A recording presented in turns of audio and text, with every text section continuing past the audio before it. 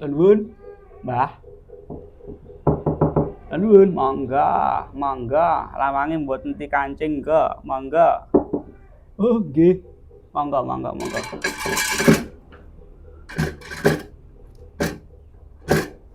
Kula, Mbah. Kula Pak Sura.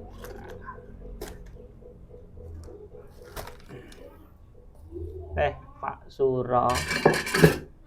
Kok kadingaren janur gunung. Enjing-enjing pun mriki jenengan. Nggih, Mbah nuwun sewu niki wau pun langsung mawon. Sepindah nggih kados biasa silaturahim. Ping kalipun kula badhe nyuwun gembolan. Kula badhe nyuwun jimat supaya awak kula kebal. Ngoten. Iki kula mbeta senjata niki. Nah. Ora lho, Pak Sura. Jenengan iku tiyang tani kok iso teko nggawane arit. Gek arep pamit ajeng pamit teng pundi? Ajeng pamit nang ndi? Oh. Osano gek arep bacokan karo wong. Ora oleh lho, wis ora usum lho ya. Mboten, Mbah. Mboten bacokan. Niki lho, Mbah. Kula niku dijak kanca-kanca. Ajeng teng Surabaya. Ana perlu apa nang Surabaya kaya rekreasi apa piye? Rekreasi kok nggawane arit masamu. Ngeten lho, Mbah. Niki sing ragi rame kan wonten acara TV niku lho. Acara TV niku ngliput pesantren, ngliput para rama yai niku sak karepe dhewe. Sak penake udele dhewe. Dadi wong awam sing ra roh kuwi intine ngertine pondok pesantren ki jare kok perbudakan ngono lho. Wong pesantren kok perbudakan ki ya udele bodong ae. Sing jenenge pesantren kuwi marai kebecikan. Marai keapian tawaduk karo guru apa meneh wong tuwa.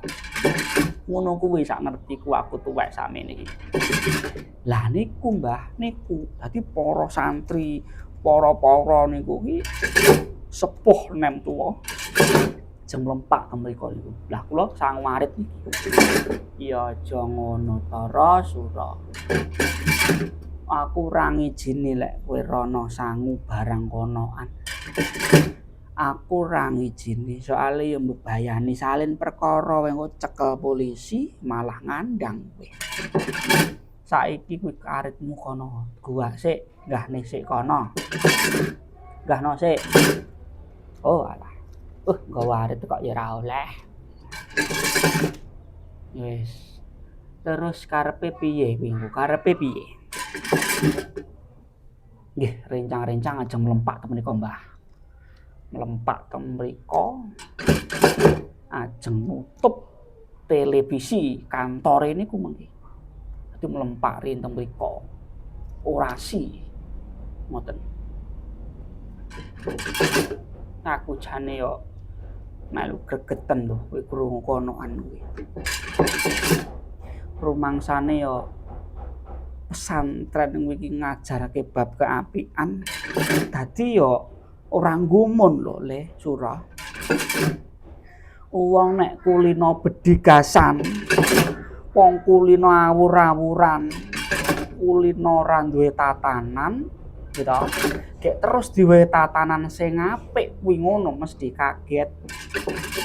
Mulane kuwi sing gawe berita kuwi wong ngawur ora duwe tatanan. Disuguhi tatanan malah ora ngerti. Lah nggih lho Mbah, wong gawe berita niku ngawur kok jarene kiyaine diamplopi. Santrine kon wae amplop. Duit dilumpukne, mobile kiai apik-apik, sugih lah ngono kuwi lho, Mbah. Ndah, kuwi lho.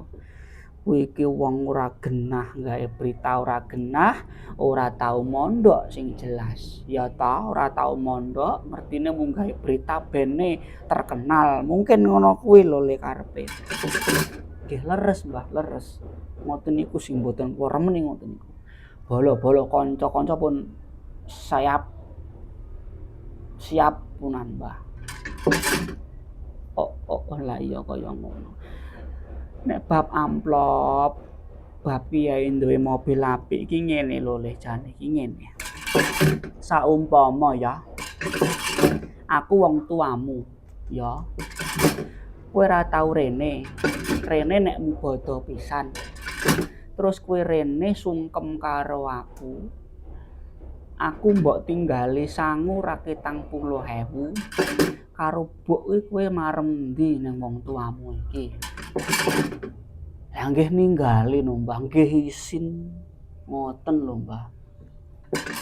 Lah ya kuwi padha wae. Sing jenenge ning pondok kuwi murite ora mung 100 200. Ning puluhan ewon murite akeh sing wis dadi wong kabeh, dadi sukses kabeh. Dadi murid terus sowan nang nggone gurune.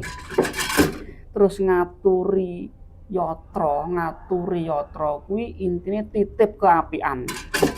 Yang pondok jelas disalurke nang bocah-bocah mondok kuwi. Lah jarene nek sing bayar kuwi Mbah. Lah bayar kuwi nggih mbayari listrike anakmu, nggih mbayari banyune anakmu, ngono kuwi lek mondok. Ngoten Mbah nggih. Ya iya. Terus nyambung kuwi mau, ya to.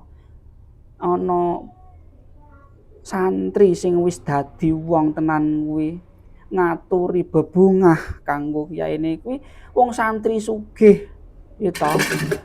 Duwite kentalan ngaturi kiyaine rak ya enteng to. Nggih enteng lho Mbah. Wong ngelingi ngemuti riyen diparing ilmu lae, nek wong mikire padhang ya ngono kuwi. Terus ya iki ana crita. Ana kiai sepuh iki dihadiahi mobil Masam. Soale apa? Santri kuwi mbiyen ngawula nderek nang nggone kiai kuwi wis suwe. Terus saiki wis dadi wong mobile akeh. Salah sijine mobil diaturne kiyaine. Apa kleru ngono kuwi? Arep bekti karo kiyaine sing wis ndidik agama. Wong tuane ora iso ndidik agama, dipasrahne karo kiyaine. Kek terus matur suwune ngaturi mobil. Wong kan ora roh kiai mobile kok apik. Lah kuwi lho sing ndadekke perkara kuwi ora roh ning gawe berita apus. Ngono jajal ngono kuwi. Lah nggih to Mbah, lah nggih. Wong ora ngerti ngoten niku kadang sok-sokan ngerti. Sing marai mangkel ki rak ngono kuwi. Iya, nek para kiyaine sepuh ki wis trima, mungkine sing ora trima rak ya bala tamu to. Ya nggih to Mbah. Nek kiai ku dianggep wong tuwa sing nomor loro, wong tuwa ku ya kiyaine rak ngono to Mbah. Lah ya iya. Ning donya ki ora ana sing kaya pengajarane kaya pondok pesantren. Lek ana aku tak pengen delok, tak pengen rono. Soale apa ya? Ning pondok pesantren ku wis komplit lengkap lho, apa-apa ana. Tur nek wong bibar mondok ki ngarit ya patut, dadi guru ya patut, dadi becak ya patut, polisi patut, tentara patut, dalang patut kabeh. Dadi pejabat ya luwih patut. Mergane wis duwe dasar hukum, padha ngalim, ora samar ngapusi karo kawulane rak ngono. Wis saiki awakmu le jenengmu Surakrama. Tak dongake ya le Sura wis Budalarana tak sangoni wilujeng tak sangoni slamet tak timbuli tak dongakne kok kene tak gawani jimat iki lek terae angel-angel iki engko uncal ning kantor gendhedos kaya timun Mbah wah timun piye to wis to iki ganen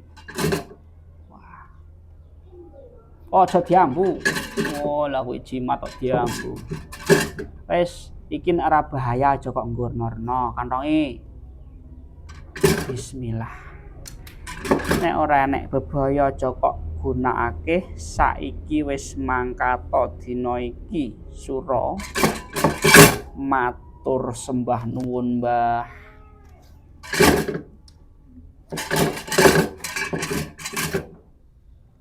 mugi kasil sedayanipun